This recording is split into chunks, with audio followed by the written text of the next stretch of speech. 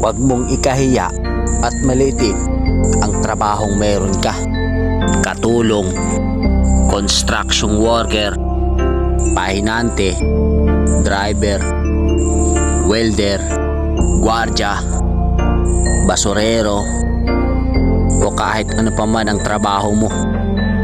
Basta kumikita ka sa malinis na paraan at wala kang inaargabyadong tao, diretso lang. Hayaan mo sila dahil hindi ka mapapakait ng mga sinasabi nila.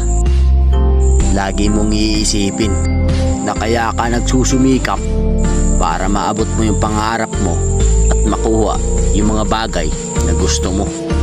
Ipagmalaki mo yung trabahong meron ka, kundi dahil sa atin wala silang matibay na paniniwala.